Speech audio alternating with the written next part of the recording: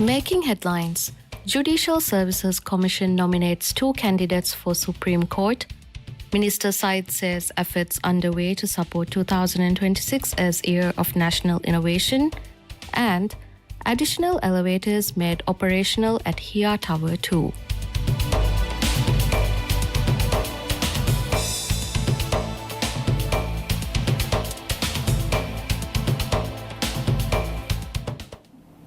Bismillahirrahmanirrahim. Assalamu alaikum and welcome to MMTV News in English with me, Mariam Milza Masood. The Judicial Service Commission JSC has resolved to recommend 2 candidates for the appointment to the Supreme Court following a selection process involving 12 applicants.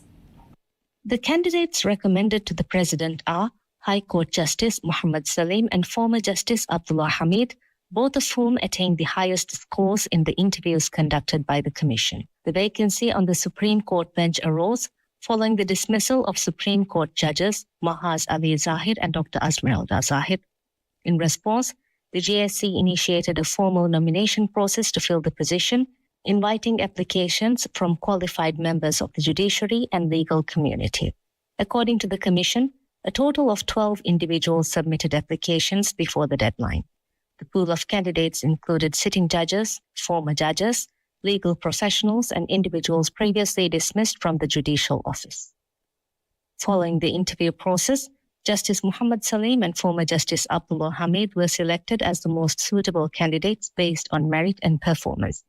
In addition to the recommended nominees, the following individuals also applied for the position: Muhammad Faisal, Interim Chief Judge of the High Court; Abdul Ghani Muhammad, former Supreme Court Judge and current President of the Tax Appeal Tribunal; Shuja Usman, former Chief Judge of the High Court; Ahmad Hailam, former Chief Judge of the Criminal Court; Muhammad Raghib Ahmad, former Magistrate; Mariam Nihayat, former Civil Court Judge and former Deputy Prosecutor General; Ibrahim Ali, former Criminal Court Judge; Aishat Fazna Ahmad, former Assistant Prosecutor General; Muhammad Wahid Ibrahim, lawyer and former Member of Parliament; Muhammad Ibrahim, Conde Magistrate.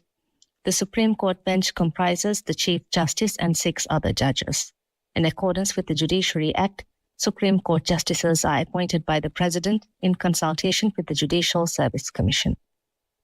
The appointment must then be submitted to Parliament for approval and is subject to endorsement by a majority of members present and voting. The Ministry of Homeland Security and Technology has opened applications for the position of Commissioner of Police following the resignation of former Commissioner Ali Shujao. According to the Ministry's announcement, eligible candidates must hold the rank of Assistant Commissioner of Police or higher. Applicants must be submitted by 12 p.m. on June 2nd, 2025. The appointment will be made by the President either through an evaluation of candidates' qualifications or following an interview process based on the advice of the Minister of Homeland Security and Technology. In the interim, Deputy Commissioner of Police Ismail Naveen has been appointed to serve as Acting Commissioner until a permanent appointment is made. The Saudi government has announced that today, May 28, marks the first day of the Islamic month of Dhul Hijjah following the official sighting of the new moon. According to Saudi authorities, the crescent moon was sighted on Tuesday evening, marking yesterday the final day of Zulqa'dah. As a result, the day of Arafat, the key day of the Hajj pilgrimage, will fall on June 5th and Eid al-Adha will be celebrated on June 6th. Dhul Hijjah is one of the most sacred months in the Islamic calendar. The first 10 days are considered the most virtuous days of the year, with Muslims encouraged to fast, perform good deeds, and engage in worship. Fasting during the first 9 days is a well-established sunnah, with particular emphasis on fasting on the 9th day of the Arafat. Maldivian pilgrims have already begun their journey to Saudi Arabia for this year's Hajj. The first group departed on Monday evening, followed by the second group yesterday morning. The third group is scheduled to depart on May 29 and the fourth group on May 30. Minister of Economic Development and Trade Mohammed Saeed has stated that a range of initiatives are being planned in support of President Dr. Mohamed Muissa's declaration of 2026 as the Year of National Innovation. Speaking to MMTV at the ongoing Maldives Expo 2025, Minister Said said the president has directed the ministry to formulate a concept and prepare a policy paper to guide the implementation of the initiative. Describing the ongoing expo as a key platform for showcasing businesses in the creative economy, the minister noted that it plays an important role in advancing the government's goal of increasing the sector's contribution to 15% of GDP by 2030. The minister added that the event offers valuable insights into how the government can support growth in the sector, including the type of assistance required, who should benefit, and how public investment can be channeled effectively to meet the national target. He also highlighted the president's strong personal engagement with the expo, noting that the president spent more than 6.5 hours across 2 nights visiting nearly all the exhibitors. According to the minister, discussions on entrepreneurship and private sector development have become more active under the current administration, particularly through the Business Council, which includes representatives from the creative industries and small businesses.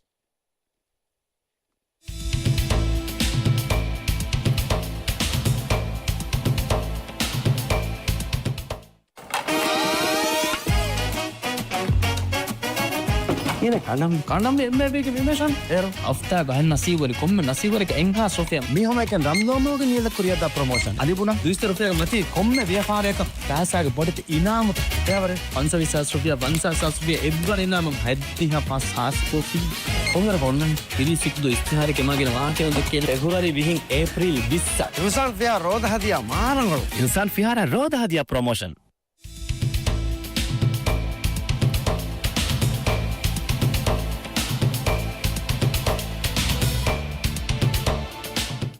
Welcome back. Looking into more news, the Maldives Transport and Contracting Company Limited (MTCC) has signed agreements to launch development projects on Alif Dal, Hanya Midu, La Mava, and Ba Edafushi. The works include coastal protection for Hanya Midu and Mava and a new swimming area in Edafushi. MTCC's Managing Director Deputy Commissioner of Police retired Ahmad Saudi signed the agreements with State Minister Ibrahim Nazim representing the Ministry of Construction, Housing and Infrastructure, and Muhammad Fatih, President of the Edafushi Council, signing on behalf of the Island Council. In Hanya Midu, serving about 760 residents, the 46.2 million rupiah project aims to tackle coastal erosion through beach sand placement, a 455-meter breakwater, and 440 meters of groyness to be completed in 240 days. Mava's 89.13 million rupiah project addressing erosion and flooding for its 2,200 residents involves extensive sand placement, dredging, revetment works, and groyness with 540-day timeline. For Edafushi, with over 3,500 residents, a dedicated swimming area will be developed at a cost of 4.63 million rupiah, including dredging and coastal structures to be completed in 150 days. To promote transparency and integrity in tourism, the Oversight and Anti-Corruption Authorities of Saudi Arabia, Nazaha, and the Maldives Anti-Corruption Commission (ACC) have agreed to present a set of principles to the Organization of Islamic Cooperation (OIC). These principles are intended to strengthen anti-corruption efforts among OIC member states and are scheduled for presentation at the forthcoming OIC Ministerial Meeting of Anti-Corruption and Law Enforcement Agencies. The agreement was formalized during Saudi-Maldives International Forum on Integrity 2025, convened from 6th to 7th May. This forum served as a strategic platform for both nations to deepen their collaboration in the promotion of good governance and the prevention of corruption, with a particular focus on the tourism sector. The proposed high-level principles constitute a structured framework designed to assist OIC member states in enhancing integrity, transparency, and accountability within tourism-related activities. These principles are firmly rooted in both Islamic values and international instruments, notably the United Nations Convention Against Corruption and the United Nations Sustainable Development Goals. The framework comprises 9 principal components: enhancing legal and regulatory frameworks to prevent corruption and empower oversight bodies, strengthening international cooperation, including asset recovery and cross-border enforcement, leveraging information and communication technologies, ICT, to boost transparency and citizen engagement, ensuring integrity in procurement practices within tourist projects, promoting sustainable tourism development through fair and environmentally responsible land management, fostering integrity in public-private partnerships, PPPs, in the tourism industry, monitoring and evaluating anti-corruption frameworks for continual improvement, improving access to information and disclosure systems, including the identification of beneficial ownership, enhancing stakeholder collaboration and reporting mechanisms with protection for whistleblowers. The overarching objective of these principles is to address the systematic challenges posed by corruption in the tourism sector and to establish a regulatory environment that is both sustainable and equitable. The tourism industry, being a major contributor to economic development in many OIC countries, necessitates robust governance measures to preserve public trust and promote long-term resilience. The Minister of Construction, Housing and Infrastructure, Dr. Abdullah Muttalib, has confirmed that the Thordu Island Council has indeed requested the use of differently coloured paving stones for road development on the island. This clarification was issued in response to a post on X where it had been erroneously stated that no such request had been made by the Council. In his statement, Minister Dr. Muttalib explained that the Ministry's information officer had received incorrect information, leading to the misunderstanding. The Minister has since rectified the matter, confirming that a formal request was submitted by the Thordu Council in a letter dated January 8, 2024. Following this, the information officer asked the Minister to correct the record and issue an official response to the Council.